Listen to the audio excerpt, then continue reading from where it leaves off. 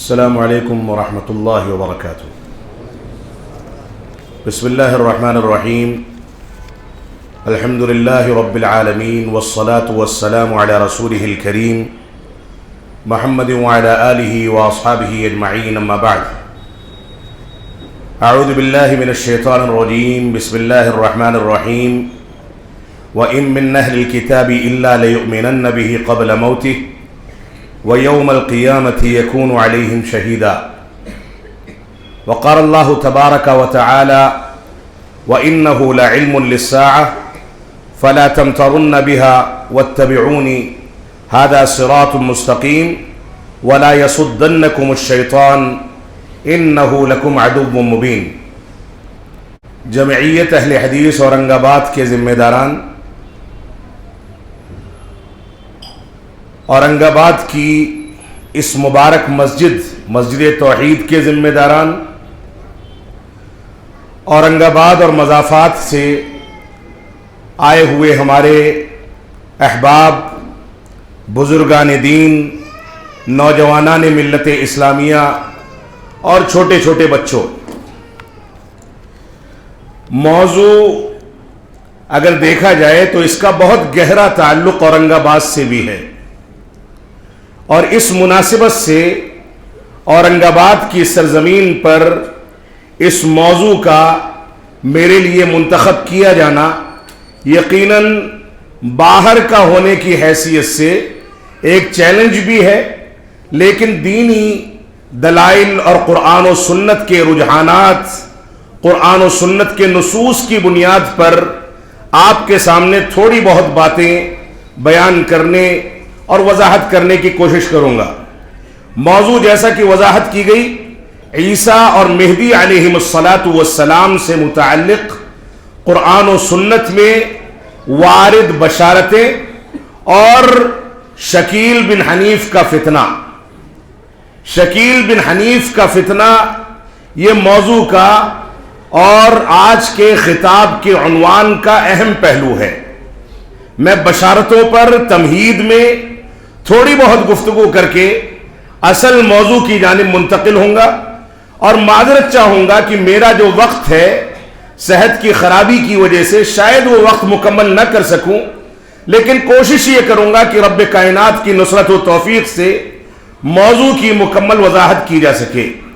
اللہ رب العالمین ہم کو حق کو قبول کرنے کی توفیق عطا فرمائے، مختلف انداز کے شبہات میں مبتلا ہو کر کے اپنے ایمان کو تباہ کرنے اور برباد کرنے سے بچنے کی توفیق عطا فرمائے، اور موجودہ دور جو فتنوں کا دور ہے، جس میں ایک جاہل اٹھ کر کے دجالیت کا دعویٰ کر کے، جھوٹی نبوت کا دعویٰ کر کے، ایسی باتوں کا دعویٰ کر کے جو باتیں نہ عقلی لحاظ سے معقول ہو سکتی ہیں نہ دینی لحاظ سے معقول ہو سکتی ہیں، یہ بڑی بدقسمتی ہے کہ ایسے لوگ اٹھیں اور دعویٰ کریں، اور دعویٰ کرنے کے بعد ہمارے بعض لوگ بہک کر کے دین کی کمزوری، عقیدے کی کمزوری، دین اسلام کے تعلیمات کی کمزوری، دین سے دوری کے نتیجے میں ان کے اوپر ایمان لے آئیں اور غلط انداز کے عقائد میں بہک کر کے اپنے اسلام و ایمان کو تباہ و برباد کر دیں۔ اب سے کئی سال پہلے تقریباً 1 صدی گزر چکی، ایک شخص تھا جس نے قادیانی کے نام سے جس نے نبوت کا دعویٰ کیا تھا، اس کے بھی عجیب و غریب دعوے تھے۔ اس نے یہاں تک دعویٰ کیا کہ میں رب کائنات کی بیوی کی حیثیت سے اللہ رب العالمین سے تعلق میں آیا، اللہ رب العالمین نے نعوذ باللہ من ذالک مجھ سے ہم بستری کی، اور اس کے بعد میرے پیٹ میں حمل ٹھہرا، اور وہ حمل جب پیدا ہوا تو بذات خود میں خود پیدا ہو گیا۔ اتنی بے عقلی کی، حماقت کی باتیں کرنے والوں پر اگر بعض سیدھے سادھے مسلمان ایمان لے آئیں، اس انداز کی باتیں کی جائیں، جاہلانہ رسوم و رواج کو ترویج دی جائے، تو یہ بدقسمتی کی بات ہے۔ رب کائنات کا فضل و کرم ہے کہ آج کے دور میں علماء کرام کی ایک بڑی تعداد ہماری مسجدوں میں، ہمارے محلوں میں، ہمارے علاقوں میں موجود ہے. ہم چاہیں تو اپنے دین کی رہنمائی کے لیے، قرآن و سنت کے صحیح فہم کے لیے ان کی جانب رجوع کر کے دین کا صحیح شعور پیدا کر سکتے ہیں. لیکن بدقسمتی یہ ہے کہ ہمارا مرجع و مصدر وہ ہوتا ہے جو بذات خود نہ عالم ہے، نہ قرآن و سنت کی زبان کو سمجھتا ہے، نہ قرآن کے اصول تفسیر سے واقف ہے، نہ اصول حدیث سے واقف ہے، نہ وہ یہ جانتا ہے کہ اس کا استاذ کون ہے، اس نے کس سے علم لیا. اس کے باوجود ہماری عوام اس کی دیوانگی میں، اس کی چمک دمک میں اور قیمتی سے قیمتی کیمرے لگا کر کے جو پوزز ان کے شوٹ کیے جاتے ہیں، چھوٹے چھوٹے ویڈیوز بنا کر کے لوگوں کو گمراہ کرنے کا بندوبست کیا جاتا ہے. یہ صورتحال اختیار کر کے ہم نے علماء سے دوری اختیار کر لی، اپنے ایمان میں کمزوری واقع کر لی، اور دین سے دور ہونے اور دین کو حقیقی مراجع و مصادر سے اور علماء کرام سے حاصل نہ کرنے کے نتیجے میں اتنی دور کی گمراہی میں چلے جائیں کہ اس طرح کے جب فتنے آتے ہیں تو ہم سمجھ نہیں پاتے کہ اس فتنے کا پس منظر کیا ہے، اس کا مقصد کیا ہے، کون لوگ ان فتنوں کو اٹھاتے ہیں، کس طریقے سے لوگوں کو گمراہ کیا جاتا ہے، کون سے اسالیب اختیار کر کے لوگوں کو بے وقوف بنایا جاتا ہے، کون سی حماقتوں کا دعویٰ کر کے ہماری عقلوں پر پردہ ڈال دیا جاتا ہے کہ یہ تو جو بھی کہے وہ سب کا سب صحیح ہے اور وہی در حقیقت اصل دین ہے. یہ ہمارے دور کا سب سے بڑا المیہ ہے. ہماری ذمہ داری یہ ہے کہ علماء سے مراجع و مصادر کی بنیاد پر، منہج سلف کی بنیاد پر قرآنی نصوص اور احادیث صحیحہ کے نصوص کے ذریعے سے صحیح انداز سے دین کی ترجمانی حاصل کریں اور اس کے مطابق زندگی گزاریں. اگر ہم نے ایسا نہیں کیا تو معاف فرمائیں گے ہم کامیاب نہیں ہو سکتے. تو یہ فتنہ شکیل بن حنیف ہو یا اس سے پہلے قادیانیت کا فتنہ یا اسی بر صغیر میں اٹھنے والے بے شمار فتنے جو مختلف مراحل کے اندر اٹھتے رہے اور آتے رہے جاتے رہے، کہیں امرتسری رحمت اللہ علیہ نے اس کو نیست و نابود کیا، کہیں دوسرے علماء اہل حدیث نے اس کا سامنا کر کے دندانے شکن جواب دے کر کے فتنوں کو دبا دیا، کہیں کوئی صورتحال اختیار کی گئی، کہیں کوئی صورتحال اختیار کی گئی، بے شمار صورتیں اختیار کی گئی. لیکن علماء نے ہر دور میں ان فتنوں کا سچائی کے ساتھ سامنا کیا. اور ایک بات جو اسی موضوع سے متعلق شیخ الاسلام علامہ ثناء اللہ امرتسری رحمت اللہ علیہ کا ایک مناظرہ ہے، اس کا ذکر کر کے میں اصل موضوع پر آؤں گا. شیخ الاسلام علامہ ثناء اللہ امرتسری رحمت اللہ علیہ کے آگے کچھ عیسائیوں نے چیلنج کر دیا، مختلف مسلم علماء کو چیلنج کیا گیا. جنوبی ہندوستان کے کسی علاقے میں یہ چیلنج کیا گیا کہ ہم جو سوال کر رہے ہیں اس سوال کا جواب دینے میں اگر کوئی بھی مسلمان عالم دین سامنے آ سکے تو ہمارا چیلنج ہے کہ آ کر کے اس کا جواب دے. کسی کے پاس اس کا جواب نہیں ہوگا. اور حقیقت یہ تھی کہ علماء گھبرا گئے، اس کا جواب بن نہیں پڑتا تھا.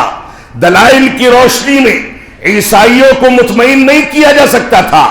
حاضر جوابی کی، عقل کے استعمال کی ضرورت تھی، انہی کے دلائل سے ان کے اوپر تردید کرنے کی ضرورت تھی. شیخ الاسلام علامہ ثناء اللہ امرتسری رحمت اللہ علیہ نے عیسائیوں کے اس مناظرے کو قبول کیا، اس چیلنج کو قبول کیا. بڑے مجمع میں جا کر کے کھڑے ہوئے، سوال پوچھا گیا. ان لوگوں نے کہا کہ صحیح روایات میں یہ بات ملتی ہے کہ اللہ کے نبی صلی اللہ علیہ وسلم کے پاس عام انسانوں سے زیادہ طاقت تھی، عام انسانوں سے زیادہ طاقت تھی. بعض روایات میں ملتا ہے کہ 10 مردوں یا 10 خواتین کے برابر آپ کو جسمانی قوت دی گئی تھی. یہ رب کائنات کا انعام تھا جو نبی آخر الزماں کے اوپر رب کائنات نے فرمایا تھا. تو ان لوگوں نے اعتراض یہ کیا کہ آپ بتائیں. بہت سارے اعتراضات کا جواب ہے. ایک ہی مناظرے کے اندر بہت سارے شبہات کو زائل کر دیا گیا.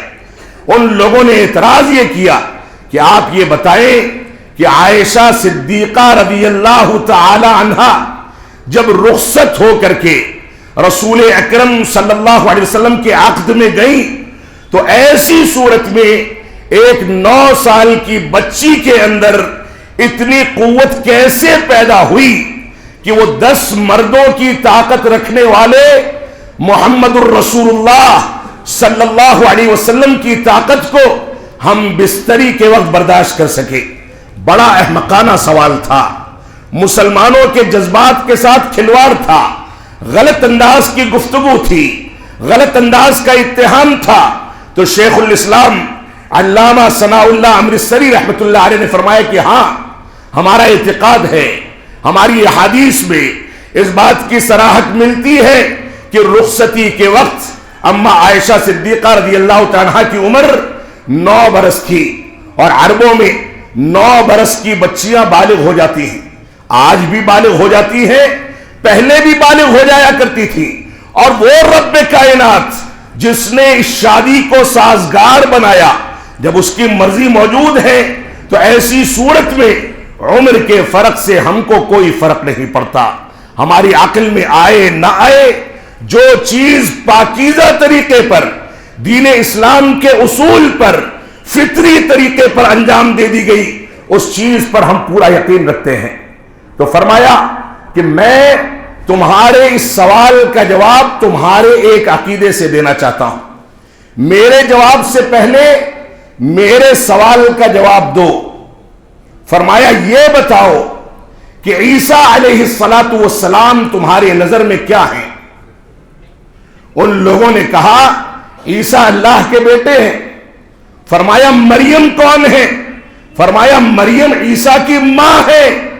فرمایا اللہ رب العالمین عیسیٰ کے باپ, مریم علیہ السلام عیسیٰ کی ماں. فرمایا تمہارے اعتقاد کے مطابق مریم کی حیثیت علیہ السلام کی کیسی حیثیت ہے طاقت اور قوت کے لحاظ سے؟ فرمایا ایک انسان تھی, عام انسانوں جیسی قوت تھی, طاقت تھی. فرمایا تمہاری کتابوں کے مطابق یہ بتاؤ کہ اللہ رب العالمین کی طاقت کا کیا اندازہ ہے؟ اللہ رب العالمین کی طاقت کیا ہے؟ فرمایا کہ رب کائنات کی طاقت تو لامحدود ہے, اس کی طاقت کا اندازہ نہیں کیا جا سکتا. تو کہنے لگے جب لامحدود طاقت کو تمہارے اعتقاد کے مطابق ایک محدود طاقت والی خاتون برداشت کر سکتی ہے اور عیسیٰ علیہ السلام کی ولادت ہو سکتی ہے, تو ایک محدود طاقت کو کم طاقت والی خاتون کیوں نہیں برداشت کر سکتی؟ یہ ہے عقلی جواب اور مسکت اور بالکل خاموش کر دینے والا جواب جس کو کہا جاتا ہے. تو عیسائیت میں اس انداز کے فتنے ہمیشہ اٹھتے رہے, اور عیسائیت کے نام پر اس انداز کے فتنے مسلمانوں کے درمیان بھی ہمیشہ اٹھتے رہے. جن فتنوں میں سے ایک فتنہ مرزا غلام احمد قادیانی کا فتنہ تھا. اس نے پہلے عیسیٰ مسیح ہونے کا دعویٰ کیا, مہدی ہونے کا دعویٰ کیا, کرشنا ہونے کا دعویٰ کیا, ہندوؤں کے بھگوان ہونے کا دعویٰ کیا, اور اخیر میں یہ دعویٰ کیا کہ میں نبی ہوں اور اللہ رب العالمین نے مجھ کو مبعوث فرمایا. شیخ الاسلام علامہ ثناء اللہ امرتسری رحمت اللہ علیہ کے مباہلے کے نتیجے میں حیضہ کی بیماری میں مبتلا ہو کر کے وہ بیت الخلا میں فوت ہو گیا. اور آج بھی ہندوستان کے اور پاکستان کے اکثر بہت سارے علاقوں میں بیت الخلا کو اسی وجہ سے قادیان کہا جاتا ہے. بیت الخلا کو قادیان کہا جاتا ہے تاکہ وہ تاریخ یاد رکھی جا سکے کہ اسلام کے اور جماعت اہل حدیث کے ایک ترجمان نے, ایک جیالے نے, ایک مناظرہ کرنے والے ماہر نے, ایک رب کائنات کے معمولی لیکن رب کائنات کی توفیق سے دین اسلام کا دفاع کرنے والی شخصیت نے اس قادیانی کو اپنے مباہلے کے نتیجے میں یہاں تک پہنچایا کہ ایک موذی مرض میں مبتلا ہو کر کے بیت الخلا میں فوت ہو جائے اور اس کے متبعین کو پتہ ہی نہ چلے کہ کب مر گیا اور کب ختم ہو گیا. یہ صورتحال تھی. تو عیسائیت کے نام پر یہ فتنے مختلف ادوار میں اٹھتے رہے ہیں، لیکن ہماری یہ ذمہ داری ہے کہ ہم فتنوں سے اپنے آپ کو محفوظ کرنے کے لیے، جیسا کہ آج دن کے پروگرام میں علماء اور ائمہ کے ساتھ جب بیٹھے تو اس میں اس بات کا ذکر آیا کہ فتنوں سے بچنے کے لیے دو مضبوط حربے ہیں جن کو انسان اگر اختیار کرے گا تو شیخ الاسلام علامہ ابن تیمیہ رحمت اللہ علیہ کے بقول وہ اپنے آپ کو فتنوں سے محفوظ رکھ سکے گا. ایک تو اس کے اندر علم کی کمزوری نہیں ہونی چاہیے. علمی لحاظ سے انسان جتنا کمزور ہوگا فتنے اس کو اتنا زیادہ دبوچ کر کے گمراہ کرتے چلے جائیں گے. دوسری چیز، صبر و تحمل کی صفت میں کوئی کمی نہیں ہونی چاہیے. کوئی کتنے بھی آپ کو اذیت پہنچا دے، کتنا بھی زد و کوب کرے، کتنا بھی اتہامات لگائے، کتنی بھی گالیاں دے، کتنا بھی لڑائی جھگڑا کرے، ہر صورت میں اگر آپ علم کی بنیاد پر حق پر قائم ہیں تو صبر و تحمل سے کام لیں. جاہل جب آئے گا تو وَإِذَا خَاطَبَهُمُ الْجَاهِلُونَ قَالُوا سَلَامَ کے تحت ہم دور سے اس کو کنارے کر دیں گے. ہمیں نہ اس سے مجادلہ کرنا ہے، نہ اس سے مباحثہ کرنا ہے، نہ اس سے الجھنا ہے، نہ اس کے ساتھ بیٹھنا ہے، نہ اس سے صحبت اختیار کرنی ہے، نہ اس سے الفت و محبت کا اظہار کرنا ہے. یہ ہماری ذمہ داری ہے کہ ہم صبر و تحمل کی صفت سے متصف ہوں اور علم میں علماء کے ساتھ جڑ کر کے گہرائی پیدا کرے. تو ایسی صورت میں ہر فتنے سے رب کائنات ہم کو محفوظ کر دے گا، جیسا کہ شیخ الاسلام علامہ ابن تیمیہ رحمت اللہ علیہ نے ذکر کیا ہے. اب میں نے آپ کے سامنے سورہ نساء کی آیت نمبر 159 اور سورہ زخرف کی آیت نمبر 61 دو آیتوں کی تلاوت کی ہے، جن دونوں آیتوں میں اللہ رب العالمین نے عیسیٰ علیہ السلام کا تذکرہ فرمایا. فرمایا وَإِن مِّنْ أَهْلِ الْكِتَابِ إِلَّا لَيُؤْمِنَنَّ بِهِ قَبْلَ مَوْتِهِ وَيَوْمَ الْقِيَامَةِ يَكُونُ عَلَيْهِمْ شَهِيدًا. سورہ نساء میں رب کائنات ارشاد فرماتا ہے کہ اہل کتاب میں ایسے لوگ ہوں گے جو عیسیٰ علیہ السلام کی وفات سے پہلے ان کے اوپر ایمان لے آئیں گے. وَيَوْمَ الْقِيَامَةِ يَكُونُ عَلَيْهِمْ شَهِيدًا، اور قیامت کے دن عیسیٰ علیہ السلام ان کے گواہ بنیں گے، ان کے اوپر گواہ بنیں گے. لیکن یہ ایمان قابل اعتماد نہیں ہوگا، کیونکہ عیسیٰ علیہ السلام کا نزول جب ہوگا تو آپ اپنی شریعت لے کر کے نازل نہیں ہوں گے، بلکہ رسول اکرم صلی اللہ علیہ وسلم کی شریعت لے کر کے نازل ہوں گے. اور اسی وجہ سے بعض روایات میں ملتا ہے کہ جب منار بیضا پر ان کا نزول ہوگا، جس کی صفت آگے بعض روایات میں آنی ہے، جب نزول ہوگا اور مہدی علیہ السلام جو کہ عیسیٰ علیہ السلام کی شخصیت سے مختلف شخصیت ہے، دونوں ایک نہیں ہیں بلکہ دونوں الگ الگ ہیں، دونوں کی شخصیت مختلف ہے، دونوں کی صفتیں الگ ہیں، دونوں کی علامتیں الگ ہیں، دونوں سے متعلق قرآن و سنت میں مستقل بشارتیں ذکر کی گئی ہیں، اور قرب قیامت کے بارے میں ان کے بارے میں علامات کبریٰ کا تذکرہ کیا گیا ہے. تو عیسیٰ علیہ السلام جب نازل ہوں گے اور مہدی علیہ السلام مصلی پر بڑھ چکے ہوں گے تو مہدی علیہ السلام ان سے کہیں گے کہ آپ تشریف لائیں، امامت فرمائیں. تو وہ کہیں گے کہ نہیں، تم بڑھو، امامت کرو، طریقے محمدی پر نماز پڑھاؤ، رسول اکرم صلی اللہ علیہ وسلم کے طریقے پر لوگوں کی امامت کرو. یہ الفاظ ہیں بعض روایات کے. وہاں نہ طریقے احناف چلے گا، نہ شافعیہ کا طریقہ ہوگا، نہ مالکیہ کا ہوگا، نہ حنابلہ کا ہوگا.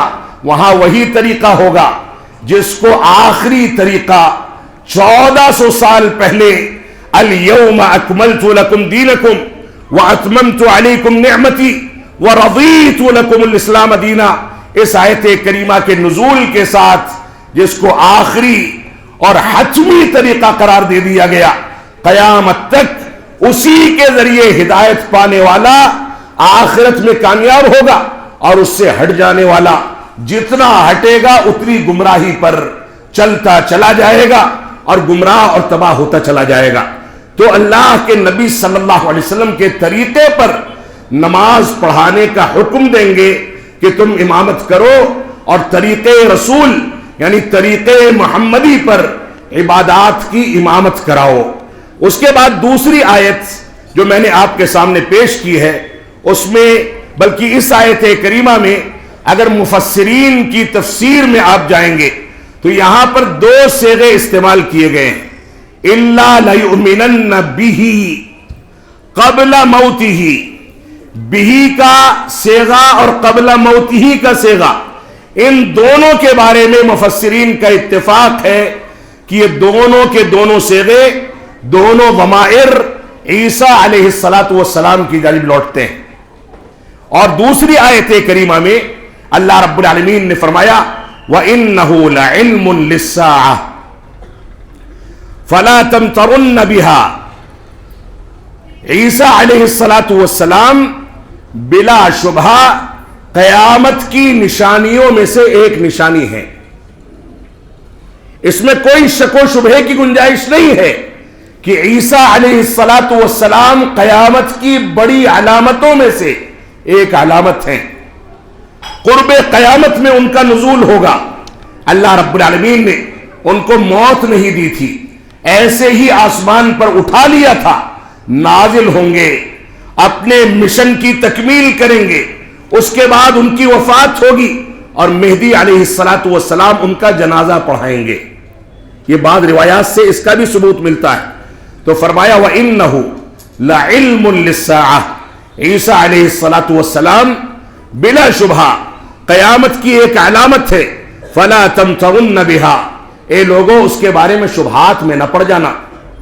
کوئی شخص یہ دعویٰ کرے کہ میں عیسیٰ بھی ہوں مہدی بھی ہوں، اور حدیث میں بیان کردہ کوئی بھی علامت اس کے اندر موجود نہ ہو، فاسق و فاجر ہے، لوگوں کے ساتھ لڑائی جھگڑا کرتا ہے، زد و کوب کرتا ہے، لوگوں کا سامنا کرنے سے ڈرتا ہے، ایسی علامتیں ہیں جو علامتیں جاہلوں کے یہاں اور کفار و مشرکین کے یہاں پائی جاتی تھی، اس کے باوجود اس کو عیسیٰ اور مہدی کہا جائے، یہ جہالت کی انتہا ہے۔ تو فرمایا عیسیٰ علیہ السلام کا نزول یہ قیامت کی بڑی علامتوں میں سے ایک علامت ہے، اس کے بارے میں شک و شبہ میں نہ پڑ جاؤ اور میری اتباع کرو۔ ھذا صراط مستقیم، یہ بالکل سیدھا راستہ ہے۔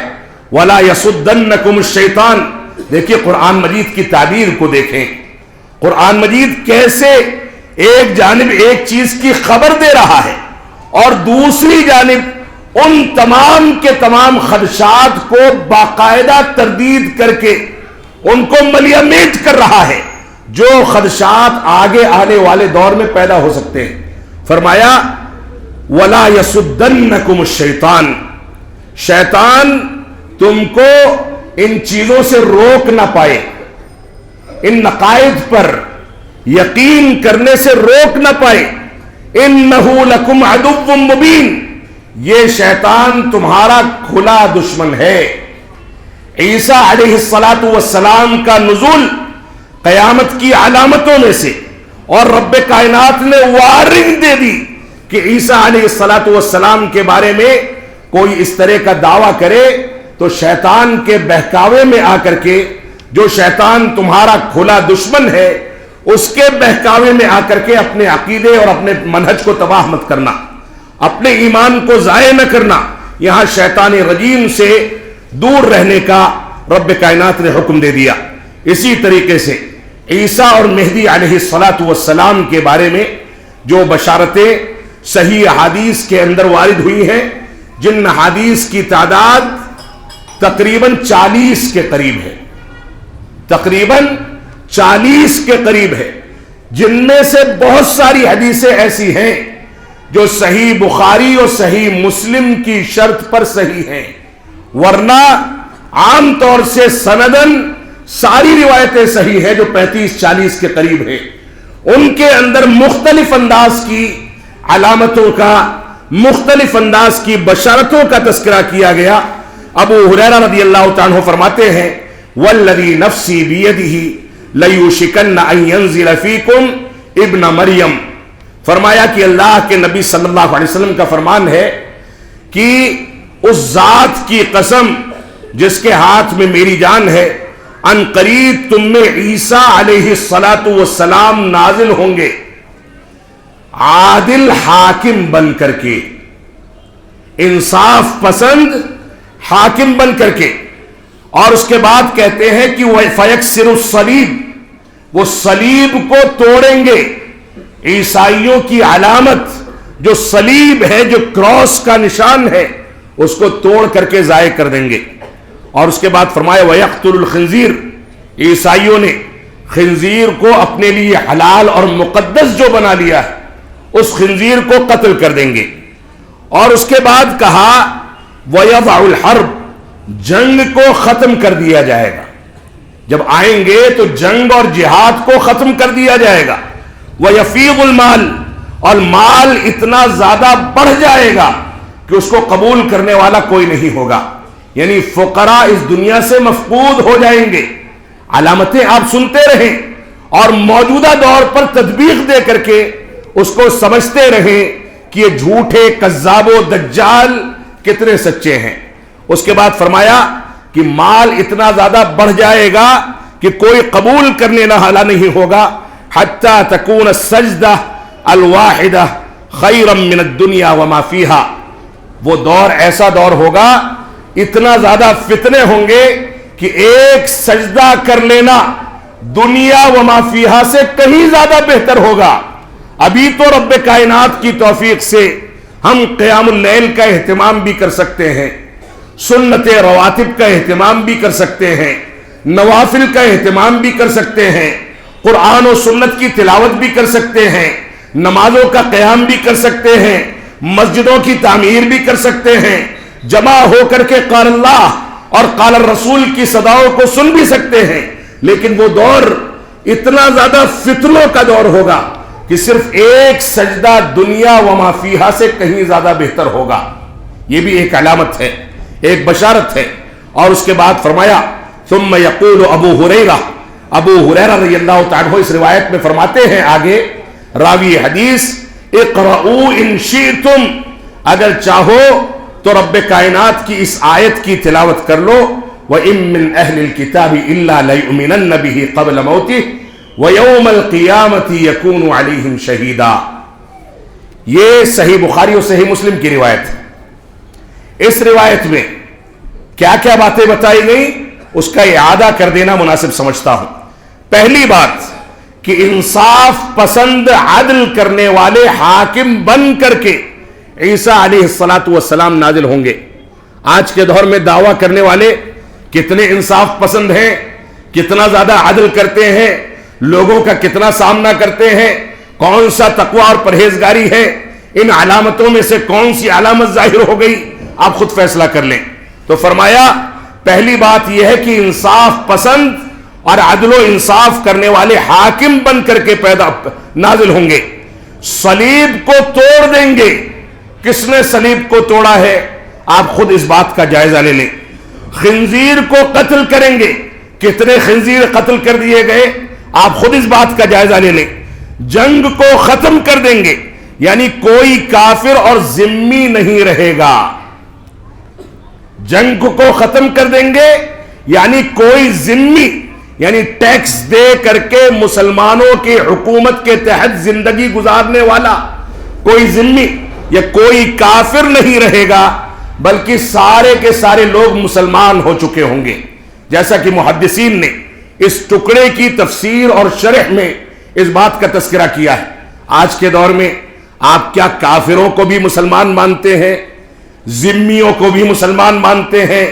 آج کے دور میں چاہے اللہ رب العالمین کے انکاری ہوں، رسول اکرم صلی اللہ علیہ وسلم کو گالیاں دینے والے ہوں، اور ساری کی ساری آفتیں مصیبتیں مسلمان دنوں رات جھیل رہا ہو، یہ تو توہین ہے عیسیٰ علیہ السلام اور مہدی علیہ السلام کی کہ ان کے نازل ہونے کا دعویٰ کرنے والا زندگی گزار رہا ہے اور اس کے باوجود دنیا میں ہمارے پیارے حبیب جناب محمد الرسول اللہ صلی اللہ علیہ وسلم کا کارٹون بنانے والے کارٹون بنانے میں کامیاب ہو جاتے ہیں، اسلام کا مذاق اڑانے والے مذاق اڑانے میں کامیاب ہو جاتے ہیں، اسلام کی دھجیاں اڑانے والے اسلام کا ٹھٹھا اڑانے والے ہر چیز میں کامیاب ہوتے ہیں، اس کے باوجود ہماری مسجدیں منہدم کر دی جاتی ہیں۔ یہ توہین ہے عیسیٰ علیہ السلام کی اور یہ توہین ہے مہدی علیہ السلام کی۔ اس طرح کی دعوے داری کرنا، ان مظالم کا موجود ہونا، اس طرح کے اتار چڑھاؤ کا دنیا کے اندر وجود میں آتے رہنا، یہ اس بات کی دلیل ہے کہ یہ بذات خود جھوٹا، کذاب اور دجال ہے۔ تو فرمایا جنگ کو ختم کر دیں گے، یعنی کوئی ذمی اور کوئی کافر باقی نہیں بچے گا، بلکہ سارے لوگ اسلام لے آئے ہوں گے، مسلمان ہو گئے ہوں گے۔ اور اسی طریقے سے ایک علامت بتائی گئی کہ ایک سجدہ کرنا دنیا کی تمام نعمتوں اور دنیا سے بہتر ہوگا، یعنی سجدے کی لذت میں خشوع و خضوع اتنا زیادہ ہوگا کہ انسان جب سجدہ کر لے گا تو یہ محسوس کرے گا کہ ساری نعمتیں مجھ کو مل گئیں۔ آپ کتنے سجدے کرتے ہیں دن بھر میں، 5 وقتہ نمازوں میں کتنی لذت محسوس کرتے ہیں؟ آپ کے سجدے کتنے طویل ہوتے ہیں؟ کتنے ایسے مسلمان ہیں جن کو سجدوں میں زار و قطار رونا آتا ہے، اپنے گناہوں سے توبہ کرتے ہیں؟ کتنے ایسے مسلمان ہیں جن کے سجدوں کے اندر خشوع و خضوع ہوتا ہے؟ آپ خود اس بات کا جائزہ لیں اور اس طرح کے فتنوں کا جواب بذات خود اپنے دل کے اندر داخل ہو کر کے تلاش کریں۔ تو یہ 4-5 چیزیں ہیں جو اس روایت کے اندر ذکر کی گئیں۔ اسی طریقے سے ایک روایت ہے جس میں رسول اکرم صلی اللہ علیہ وسلم نے ارشاد فرمایا، صحیح مسلم کی روایت ہے، میں انہی الفاظ کا ذکر کروں گا جو الفاظ محل شاہد ہیں۔ اللہ کے نبی صلی اللہ علیہ وسلم نے ایک طویل حدیث کے اندر دجال کا تذکرہ فرمایا۔ جو لوگ عیسیٰ اور مہدی کا دعویٰ کرتے ہیں یہ دجال صفت کے لحاظ سے تو ہو سکتے ہیں، لیکن عیسیٰ اور مہدی نہیں ہو سکتے۔ ان کی دجالیت، جھوٹا پن، کذابیت، دین اسلام کا کھلواڑ، عیسیٰ اور مہدی کا مذاق اور ان لوگوں کی توہین اس بات کی دلیل ہے کہ یہ دجالیت کی صفتوں کو اپنانے والے لوگ ہیں۔ ایسے لوگ ہیں جن کو 1 منٹ کے لیے بھی اس دنیا کے اندر اپنے افکار کی ترویج کا حق حاصل نہیں ہے۔ تو اللہ کے نبی صلی اللہ علیہ وسلم نے صحیح مسلم کی اس روایت کے اندر دجال کا تذکرہ فرمایا اور اس کے بعد فرمایا، یہاں تک پہنچے آپ، فرمایا فَبَيْنَمَا هُوَ كَذَلِكَ، یہ ایسے ہی یہ علامتیں ظاہر ہوں گی، اذ بعث اللہ المسیح ابن مریم، یہاں تک کہ اللہ رب العالمین عیسیٰ ابن مریم علیہ السلام کو بھیجے گا، نازل فرمائے گا۔ عند المنارۃ البیضاء شرقی دمشق، فرمایا دمشق جو ملک ہے اس کے ایک مشرقی جہت میں واقع ایک مسجد کے سفید مینار پر نازل فرمائے گا، ایک مسجد کے سفید مینار پر نازل فرمائے گا۔ بین محرودتین واضعا کفیہ علی اجنحۃ ملکین، اور عیسیٰ علیہ السلام کیسے نازل ہوں گے؟ فرمایا کہ اپنے دونوں کندھوں کو 2 فرشتوں کے سہارے لے کر کے نازل ہوں گے۔ 2 فرشتے ہوں گے، ان کا سہارا لے کر کے نازل ہوں گے۔ جب اپنے سر کو نیچے کریں گے تب، اور جب سر کو اوپر کریں گے تب، سر سے، سر کے بالوں سے ایسے ہی پسینہ جھڑے گا جیسے موتیاں برس رہی ہوں۔ یہ ایک علامت ہے۔ یہ کون سے منارے بیضا پر نازل ہوا ہے؟ جو دعویٰ کیا ہے دہلی کی لکشمی نگر کے اپنے علاقوں کے بعض مزدوروں کے درمیان بیٹھ کر کے، اور وہاں کا دعویٰ کہ وہاں ایک مسجد کا مینار جو ہے سفید رنگ کا ہے۔ یہاں دمشق کہا جا رہا ہے، میں حکومت سے گزارش کروں گا کہ دہلی کا نام بدل کر کے دمشق رکھ دیا جائے، نعوذ باللہ من ذالک۔ یہ جھوٹا دعویٰ ہے۔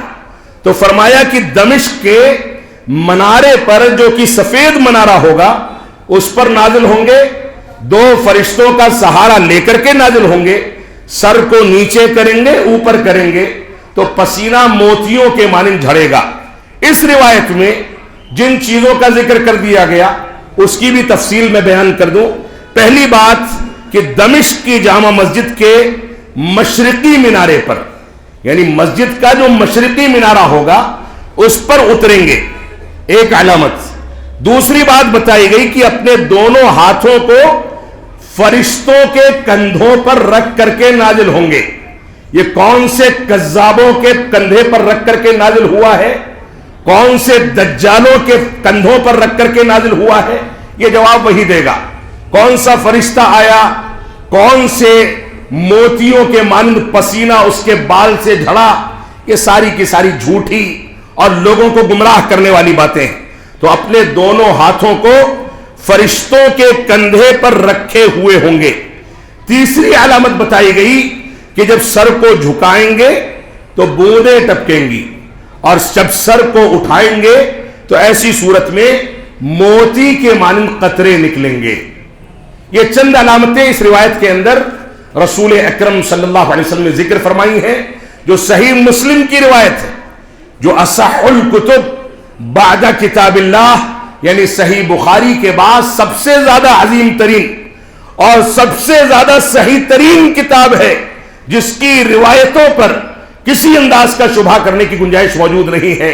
امت اسلامیہ کا اجماع ہے، سارے ائمہ کا اجماع ہے، علماء احناف ہوں، مالکیہ ہوں، شافعیہ ہوں، حنابلہ ہوں یا دوسرے علماء ہوں، سارے کے سارے علماء کا اس بات پر اجماع ہے کہ صحیح بخاری اور صحیح مسلم کتاب اللہ کے بعد سب سے زیادہ صحیح ترین کتابیں ہیں، اور ان میں ایک بھی روایت ایسی نہیں ہے جس کو ضعیف یا کمزور کہا جا سکے۔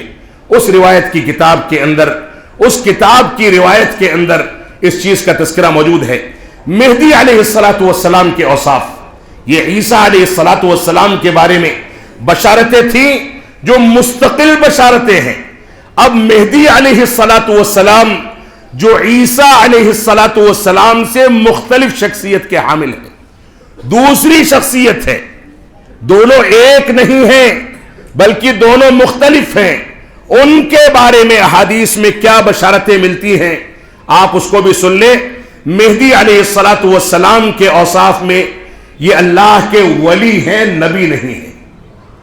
یہ اللہ کے ولی ہیں، نبی نہیں ہیں، اگرچہ لوگوں نے اس میں اختلاف کیا ہے لیکن راجح قول یہی ہے۔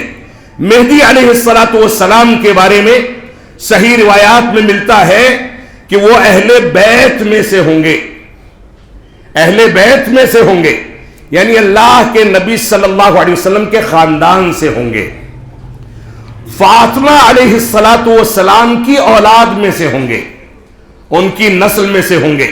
اور میں سمجھتا ہوں کہ اللہ کے نبی صلی اللہ علیہ وسلم کے آل بیت میں یا فاطمہ علیہ السلام کی اولاد میں کوئی شخص دنیا میں ایسا نہیں ہو سکتا، اتنا احمق نہیں ہو سکتا کہ وہ جھوٹا دعویٰ کرے، بلکہ وہ جب آئیں گے تو حقیقت میں ہوں گے۔ تو مہدی علیہ السلام اہل بیت میں سے ہوں گے، فاطمہ علیہ السلام کی اولاد میں سے ہوں گے، حسن رضی اللہ تعالیٰ عنہ کی نسل میں سے ہوں گے۔ اور شیعہ حضرات اس کے بارے میں مختلف انداز کا عقیدہ رکھتے ہیں۔ یہاں اس بات کی صراحت کر دوں کہ مسلمانوں میں 3 انداز کے عقائد موجود ہیں، 3 انداز کے عقائد موجود ہیں۔ ایک عقیدہ ہے اہل سنت والجماعت کا عقیدہ، جو قرآن و سنت اور فہم صحابہ پر مبنی ہے۔ جو علامتیں اور بشارتیں قرآن و سنت میں وارد ہوئی ہیں انہی علامتوں پر اہل سنت والجماعت اعتقاد رکھتے ہیں، اسی پر یقین رکھتے ہیں۔ ایک گروہ یہ ہے جو حق پر قائم ہے۔ دوسرا گروہ کون سا ہے؟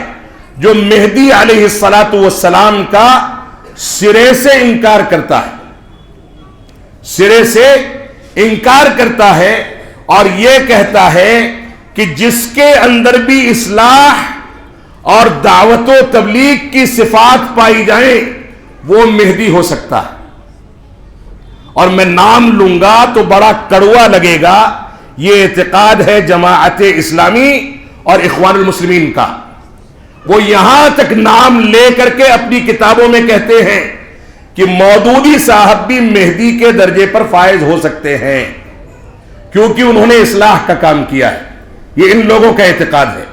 اور تیسرا وہ گروہ ہے جو رافضہ اور شیعوں کا گروہ ہے، جو اسلام سے خارج ہے، جو صحابہ کو گالی دیتا ہے، جو قرآن مجید کو ناقص قرار دیتا ہے، جو اسلامی عقائد کا انکار کرتا ہے، جو صحابہ کرام کے اوپر تنقیدیں کرتا ہے، جو اما عائشہ صدیقہ رضی اللہ عنہا پر یہ کہتا ہے کہ ان پر زنا کا جو اتہام لگایا گیا وہ بالکل صحیح تھا، براءت کی آیتیں ان کے بارے میں نازل نہیں ہوئی ہیں. آپ ان کے مفسر قمی کو اٹھا کر کے دیکھیں، اس کی کتاب کے اندر ان چیزوں کی صراحت موجود ہے. اور ان کا ایک عالم جزائری یہاں تک کہتا ہے کہ جس نبی نے ابو بکر صدیق جیسے شخص کو اپنا ساتھی قرار دیا، ہم اس نبی کی نبوت کا انکار کرتے ہیں.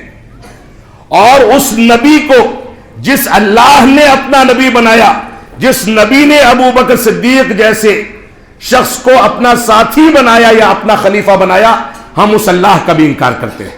نعوذ باللہ من ذالک. یہ عبارتیں ان کی کتابوں میں موجود ہیں. تو شیعوں کا ایک عقیدہ ہے. یہ 3 انداز کے عقائد ہیں جن کو ہم سامنے رکھیں تاکہ موضوع ہمارے سامنے واضح ہو سکے. تو مہدی علیہ السلام کے جو اوصاف یا بشارتیں ملتی ہیں صحیح احادیث میں، پہلی بات یہ کہ وہ اہل بیت میں سے ہوں گے، فاطمہ رضی اللہ عنہا کی اولاد میں سے ہوں گے، اور حسن رضی اللہ عنہ کی نسل میں سے ہوں گے. یہ 3 طرح کی باتیں یہاں موجود ہیں. علامہ ابن القیم رحمۃ اللہ علیہ فرماتے ہیں، کہتے ہیں کہ کیونکہ حسن رضی اللہ تعالیٰ عنہ نے خلافت سے دستبرداری اختیار کر کے مسلمانوں کے 2 گروہوں میں آپس میں صلح کرائی تھی، اس وجہ سے اللہ رب العالمین نے مہدی علیہ السلام کے ذریعے ان کی اولاد میں خلافت کو مقدر کر دیا. یعنی مہدی علیہ السلام ان کی نسل سے آئیں گے تاکہ خلافت کی دستبرداری جو 1400 برس پہلے کی گئی اس کا انعام رب کائنات مہدی علیہ السلام کی شکل میں قرب قیامت میں مسلمانوں کو دے سکے. یہ علامہ ابن القیم رحمۃ اللہ علیہ کا موقف ہے. اسی طریقے سے مہدی علیہ السلام کے بارے میں جو بشارتیں ملتی ہیں کہ ان کا نام رسول اکرم صلی اللہ علیہ وسلم کے نام پر ہوگا، ان کے والد کا نام رسول اکرم صلی اللہ علیہ وسلم کے والد کے نام پر ہوگا. یعنی مہدی علیہ السلام محمد بن عبداللہ کے نام سے موسوم ہوں گے. ایک بات جو رہ گئی وہ رافضہ کا جو عقیدہ ہے مہدی علیہ السلام کے بارے میں، وہ 12 اماموں کا اعتقاد رکھتے ہیں. 12 جس کو کہا جاتا ہے، وہ مہدی منتظر کا عقیدہ رکھتے ہیں کہ ہم دنیا میں خلافت یا حکومت قائم کرنے کے حقدار نہیں ہیں، بلکہ ہم انتظار کر رہے ہیں 12ویں امام مہدی علیہ السلام کا، جو ان کے بقول انہی میں سے ہوگا. اس کی علامت محمد بن عبداللہ کی شکل میں ماننے سے وہ انکار کرتے ہیں. تو ان کا اعتقاد یہ ہے کہ وہ کہیں غائب ہو گئے ہیں اور قرب قیامت میں وہ آئیں گے اور اس کے بعد حکومت قائم کریں گے. مدینہ منورہ جا کر کے رسول اکرم صلی اللہ علیہ وسلم کی قبر مبارک کے بغل میں ابو بکر و عمر رضی اللہ عنہما کی قبر سے ان دونوں کو اٹھائیں گے اور ان کو کوڑے کی سزا لگائیں گے. یہ شیعوں کا اعتقاد ہے. نعوذ باللہ من ذالک. اس انداز کے اعتقادات کو لے کر کے یہ مہدی علیہ السلام کے بارے میں غلط عقائد کی نشو و اشاعت کرتے ہیں. تو ان کا نام رسول اکرم صلی اللہ علیہ وسلم کے نام پر، ان کے والد کا نام عبداللہ یعنی ان کا نام محمد بن عبداللہ ہوگا. اسی طریقے سے ایک علامت یہ ہے کہ آخری زمانے میں دنیا کے اندر آئیں گے. آخری زمانہ یعنی جب بڑی علامتیں ظاہر ہونے لگیں گی تب دنیا کے اندر پیدا ہوں گے، اس سے پہلے پیدا نہیں ہوں گے. چوتھی بات یہ ہے جو صحیح حدیث میں ملتی ہے کہ 7 سال تک یہ حکومت کریں گے اور دنیا سے ظلم و جور کو ختم کر دیں گے. دنیا سے ظلم و جور کو ختم کر دیں گے، انصاف عام ہو جائے گا اور دنیا کے اندر سے ظلم و جور ختم ہو جائے گا. 5ویں علامت اور صفت فرمایا اجل الجبہتی واقن الانفی. فرمایا ان کی ایک علامت یہ ہوگی کہ کشادہ پیشانی والے اور لمبی ناک والے ہوں گے. کوئی پلاسٹک سرجری کر کے ناک کو لمبی کرانا چاہے اس علامت سے مطابقت اختیار کرنے کے لیے تو چاہے کسی اسپتال میں خرچ کرے.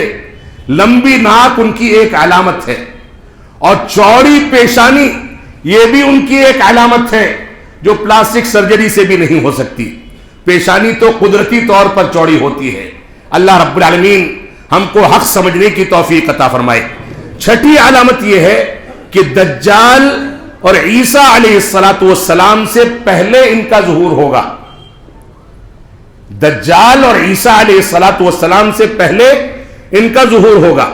7ویں علامت جو صحیح حدیث میں ملتی ہے کہ عیسیٰ علیہ السلام ان کی امامت میں صلات ادا کریں گے، نماز ادا کریں گے.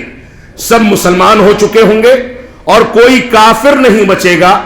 خراسان کی جانب سے سیاہ اور کالے جھنڈوں کے ایک قافلے کے ساتھ یہ ظاہر ہوں گے اور دنیا میں انصاف قائم کریں گے. مرفوع اور صریح روایات کے اندر صحابہ کرام نے اور روات نے اس کا تذکرہ کیا ہے، جن روایتوں کی تعداد 8 سے متجاوز ہے. آثار صحابہ میں 11 روایتوں صحیح روایتوں کے اندر اس کا تذکرہ ملتا ہے. غیر صریح حدیث جو ہیں ان میں 22 حدیث میں اس کی جانب اشارات ملتے ہیں. اتنے سارے دلائل کے بعد بھی انسان غلط انداز کا دعویٰ کرے یا ان چیزوں کا انکار کرے، اس چیز کی گنجائش موجود نہیں ہے. آپ ابو داؤد اٹھا کر کے دیکھ لیں، ترمذی دیکھ لیں، صحیح ابن خزیمہ دیکھ لیں، صحیح ابن حبان دیکھ لیں، مصنف ابن عبد الرزاق دیکھ لیں، مصنف ابن ابی شیبہ دیکھ لیں. ان ساری روایتوں کے اندر، کتابوں کے اندر یہ علامتیں جو میں نے ذکر کی ہیں ان کی الگ الگ علامت کا الگ الگ حوالہ میں نے نہیں دیا کیونکہ یہ ساری کتابوں کا مجموعہ ہے. ان کتابوں کے اندر یہ بشارتیں اور یہ علامتیں موجود ہیں. علامہ ابن حبان رحمت اللہ علیہ فرماتے ہیں کہ مہدی رکن یمانی اور مقام ابراہیم کے درمیان لوگوں سے بیعت کریں گے. رکن یمانی اور مقام ابراہیم کے درمیان یعنی خانہ کعبہ کے صحن میں لوگوں سے بیعت کریں گے. ایک علامت یہ بھی ہے اور میں چیلنج کرتا ہوں اس کذاب و دجال کو کہ مکہ مکرمہ یا مکہ مکرمہ تو دور کی بات، سعودی عرب کی سرزمین پر 1 انچ بھی داخل ہو کر کے دکھا دے، اسلامی حکم کی تنفیذ کر کے اس کا وہی انجام ہوگا جو ایسے کذاب و دجال کا ہونا چاہیے. اللہ رب العالمین ہم کو صحیح شعور عطا فرمائے. مہدی اور عیسیٰ علیہ السلام یہ الگ الگ ہیں. جیسا کہ میں نے پہلے بتایا عیسیٰ علیہ السلام اللہ کے نبی اور مہدی اللہ کے ولی ہیں. عیسیٰ بغیر باپ کے پیدا ہوئے، یہ جو ہے پتہ نہیں کس باپ سے پیدا ہوا تھا کہ اتنا خبیث عمل کر کے دنیا کو گمراہ کرتا ہے. عیسیٰ علیہ السلام بغیر باپ کے پیدا ہوئے اور مریم علیہ السلام کے بطن سے پیدا ہوئے، جبکہ مہدی علیہ السلام کے والد کا نام عبداللہ ہوگا. مہدی علیہ السلام کا ظہور پہلے ہوگا، عیسیٰ علیہ السلام کا ظہور بعد میں ہوگا. علی رضی اللہ تعالیٰ فرماتے ہیں کہ مہدی مدینہ میں پیدا ہوں گے، مہدی مدینہ میں پیدا ہوں گے اور بیت المقدس کی جانب ہجرت کریں گے اور عیسیٰ علیہ السلام کی صلاۃ جنازہ پڑھائیں گے. ان کی وفات ہوگی تو جنازہ پڑھانے کی ذمہ داری مہدی علیہ الصلوۃ والسلام اٹھائیں گے اور امام مہدی دمشق کی مسجد میں مصلی پر بڑھیں گے، تب عیسیٰ علیہ الصلوۃ والسلام اس کے مشرقی منارے بیضاء پر نازل ہوں گے اور اس کے بعد وہ ان کی امامت میں نماز ادا کریں گے۔ آپ ایک حوالہ اور دیکھ لیں، انجیل متی کا، عیسائیوں کی کتاب انجیل متی کا ایک حوالہ 24ویں درس کے اندر وہ کہتے ہیں کہ عیسیٰ علیہ الصلوۃ والسلام نے فرمایا کوئی تم کو گمراہ نہ کر دے، بہت سارے لوگ میرے نام سے موسوم ہو کر کے آئیں گے، یہ دعویٰ کریں گے کہ میں عیسیٰ ہوں اور کہیں گے کہ میں مسیح ہوں، اور بہت سارے لوگوں کو گمراہ کریں گے، کوئی اس سے دھوکے میں نہ پڑے۔ بہت سے جھوٹے نبی اٹھ کھڑے ہوں گے اور وہ عیسیٰ ہونے کا دعویٰ کریں گے۔ یہ انجیل متی کے 24ویں درس اور باب کے اندر یہ عبارت موجود ہے۔ اب عیسائیوں کے عقیدے کے مطابق بھی اور مسلمانوں کے عقیدے کے مطابق بھی یہ جھوٹا اور کذاب ہے۔ اللہ رب العالمین ایسے شخص سے ہم کو نجات عطا فرمائے۔ یہ دعویٰ مرزا غلام احمد قادیانی نے بھی کیا تھا، جیسا کہ میں نے آپ کو بتایا میں مہدی ہوں۔ پہلے کیا کہا؟ میں مہدی ہوں، اس کے بعد کہا میں عیسیٰ بھی ہوں، پھر اس کے بعد دعویٰ کیا کہ میں کرشن مہاجن ہوں، ہندوؤں کا بھگوان ہوں، تاکہ ہندوؤں کے مال کو بھی سمیٹ سکے۔ پھر اس کے بعد دعویٰ کیا کہ میں آریوں کا، جو آریہ ہوتے ہیں ہندو قوم کا ایک طبقہ ہے، کہا کہ میں آریوں کا بادشاہ ہوں۔ اس کے بعد یہ دعویٰ کیا کہ میں حجر اسود ہوں، پھر یہ دعویٰ کیا کہ میں بیت اللہ بھی ہوں، خانہ کعبہ بھی ہوں۔ اس کے بعد دعویٰ کیا کہ میں حاملہ بھی ہوں اور میں مولود بھی ہوں۔ ہنسی آتی ہے ایسے احمقانہ دعویٰ کرنے والوں پر۔ میں حاملہ بھی ہوں اور میں مولود بھی ہوں، یعنی حمل خود مجھ کو ٹھہرا اور بذات خود اپنے حمل سے میں خود ہی پیدا ہو گیا۔ نعوذ باللہ من ذالک۔ اس انداز کے دعوے کرنے والے یہ حماقت والے لوگ ہیں۔ اللہ رب العالمین ہم کو ان لوگوں سے محفوظ رہنے کی توفیق عطا فرمائے۔ اب میں آپ کے سامنے اختصار کے ساتھ شکیل بن حنیف کے فتنے کے بارے میں چند نکات مزید ذکر کر کے اپنے خطاب کو ختم کروں گا۔ پہلی بات تو یہ ہے کہ عیسیٰ اور مہدی مستقل شخصیت ہے، دونوں ایک نہیں ہیں۔ دہلی کا منارہ یا دہلی کی مسجد جہاں سے اس نے عیسیٰ ہونے کا یا مہدی ہونے کا دعویٰ کیا، اس کے سفید مینارے پر اس نے نزول کا دعویٰ کیا ہے، جبکہ حقیقت یہ ہے کہ بہار کے کسی علاقے میں اپنے باپ کے نطفے کے ذریعے اپنے ماں کے رحم میں ٹھہرا اور اس کے بعد وہاں پیدائش ہوئی، اب یہاں نازل ہو رہا ہے۔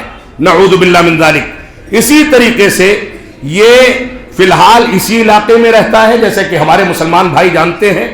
دہلی کے اندر اس نے جاہل عوام کو گمراہ کر کے نبی کریم کے ایک علاقے میں وہاں پر نبوت کا دعویٰ کیا۔ علماء سے دور رہنے کی تلقین کرتا ہے کہ علماء سے قریب نہ جانا۔ علماء سے مار پیٹ کے واقعات اس کے حواریوں میں خود اس کے اندر اور اس کے حواری مواری کے اندر موجود ہیں، پائے جاتے ہیں۔ مہدی علیہ الصلوۃ والسلام ہونے کا دعویٰ اس نے جو کیا ہے، اس کے بارے میں ایک روایت اور ذکر کر دوں۔ فرماتے ہیں اللہ کے نبی صلی اللہ علیہ وسلم، لا تذهب الدنيا حتى يملك العرب رجل من اہل بیتی یعاطئ اسمه اسمی۔ جو روایت کا خلاصہ میں نے ذکر کیا تھا اس کا متن ہے، وَاسْمُ أَبِيهِ اسم ابی يملأ الارض عدلا وقسطا كما ملئت ظلما وجورا۔ ابو داؤد اور ترمذی کی صحیح روایت ہے، اللہ کے نبی صلی اللہ علیہ وسلم نے فرمایا کہ دنیا تب تک فنا نہیں ہوگی، یعنی قیامت تب تک قائم نہیں ہوگی جب تک عربوں میں ایک آدمی آئے، عربوں میں ایک آدمی آئے، یعنی یہ عربوں میں سے ہوگا، عجمی نہیں ہوگا۔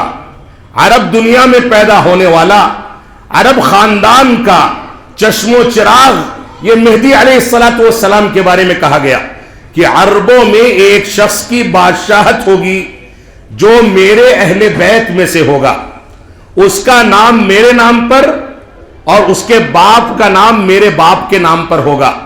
اور اس کے بعد فرمایا دنیا میں وہ عدل و انصاف کو بھر دے گا جیسا کہ دنیا کے اندر ظلم و جور سے دنیا بھر چکی ہوگی.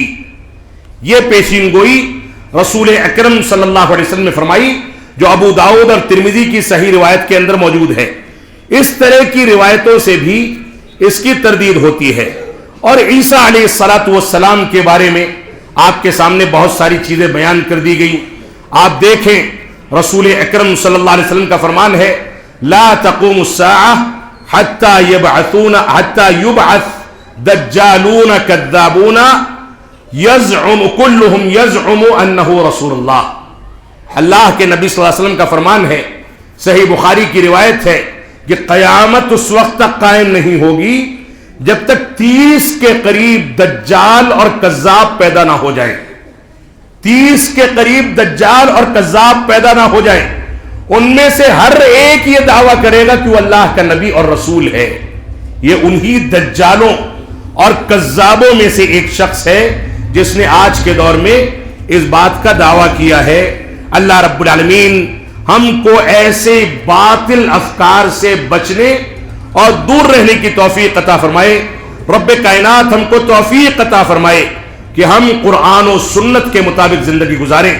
بعض روایات میں ملتا ہے کہ عدل و انصاف کے قائم ہونے کی مثالیں یہاں تک ہوں گی کہ ایک نہر پر شیر اور چیتا اور گائے جن کا وہ شیر شکار کرتا ہے, وہ جانور دونوں کے دونوں, درندہ بھی اور وہ جانور جو اس کا شکار ہو سکتا ہے, یہ دونوں کے دونوں جانور ایک تالاب میں پانی پئیں گے. شیر کے اندر ہمت نہیں ہوگی کہ اس پر حملہ کر دے. بعض روایات میں ملتا ہے کہ چھوٹے چھوٹے بچے زہریلے سانپوں کے ساتھ کھیلیں گے اور سانپ کے اندر عدل و انصاف کے قائم ہو جانے کے نتیجے میں اتنی جرأت نہیں ہوگی کہ وہ بچے کو ڈنک مار دے یا اس کو ڈس لے یا اس کو نقصان پہنچا دے. یہ علامتیں صحیح روایتوں کے اندر موجود ہیں. اللہ رب العالمین ہم کو توفیق عطا فرمائے کہ ان بشارتوں کو سامنے رکھتے ہوئے ہم اس انداز کے کذاب و دجال کے بارے میں حتمی فیصلہ کر کے نئی نسلوں کو اس کے فتنے سے محفوظ کر سکیں. رب کائنات ہم کو توفیق عطا فرمائے کہ ہم قرآن و سنت کے اس حقیقی منظرنامے کو سامنے رکھیں جو صحیح حدیث یا قرآنی آیات کے اندر رب کائنات نے یا رسول اکرم صلی اللہ علیہ وسلم نے ذکر فرما دیا ہے. یہ نبوت کا دعویٰ کرنے والے یہ جھوٹے اور کذاب, چاہے مرزا غلام احمد قادیانی کے شکل میں ہو یا شکیل بن حنیف کی شکل میں, یہ سارے کے سارے جھوٹے ہیں, کذاب ہیں, دجال ہیں. اور ان لوگوں کو ایسے مناظرین کی ضرورت ہے جو امرتسری رحمت اللہ علیہ کی شکل میں اٹھیں اور دندانے شکن جواب دے کر کے ان سے مباہلہ کر کے ان کو تباہ و برباد کر دیں. اور آپ دیکھیں شیخ الاسلام علامہ ثناء اللہ امرتسری رحمت اللہ علیہ کے ان واقعات کو دیکھیں جو مرزا غلام احمد قادیانی کے ساتھ پیش آئے. ایک واقعہ عیسائیوں کے مناظرے کا میں نے آپ کے سامنے ذکر کیا, ایک واقعہ اور سن لیں. مرزا غلام احمد قادیانی کے ساتھ علامہ امرتسری رحمت اللہ علیہ کا مناظرہ ہوتا ہے. سوال کرتے ہیں کہ تو نبی ہے, اس بات کا دعویٰ کرتا ہے, دلیل تو پیش کر دے. کہتا ہے کہ میرا نام مرزا غلام احمد ہے, اور اللہ رب العالمین نے فرمایا یأتی من بعد اسمہ احمد, میرے بعد ایک نبی آئے گا جو احمد ہوگا جس کا نام. کہا وہ احمد میں ہوں, میرے نام سے مرزا غلام ہٹا دو, احمد بچتا ہے, میں نبی ہوں جس کی پیشین گوئی قرآن مجید کے اندر موجود ہے. تو ثناء اللہ امرتسری رحمت اللہ علیہ نے اس کو جیسے کا تیسا جواب دے کر کے خاموش کیا. فرمایا یہ بتاؤ کہ میرا نام کیا ہے. اس نے کہا آپ کا نام ثناء اللہ ہے. کہا اس میں سے ثنا ہٹا دو, ثنا ہٹا دو, کیا بچتا ہے؟ تو فرمایا اللہ بچتا ہے. تو کہا جب اللہ نے تجھ کو نبی بنایا ہی نہیں تو کیسے بن جائے گا؟ نعوذ باللہ من ذالک. وہ دعویٰ نہیں ہے, وہ عقلی جواب ہے. تو اس انداز کی چیزیں شیخ الاسلام علامہ ثناء اللہ امرتسری کی زندگی میں بھری پڑی ہیں. اللہ رب العالمین ہم کو قرآن و سنت کی جانب رجوع کرنے، قرآن و سنت سے حقیقی استفادہ کرنے اور قرآن و سنت کو منہج صحابہ اور منہج سلف کے مطابق سمجھنے کی توفیق عطا فرمائے. ہم جب تک جئیں تب تک اسلام پر جئیں، جب ہمارا خاتمہ ہو تو ایمان پر ہو. وصلی اللہ علی نبینا محمد وعلی آلہ وصحبہ وسلم. والسلام علیکم ورحمۃ اللہ وبرکاتہ.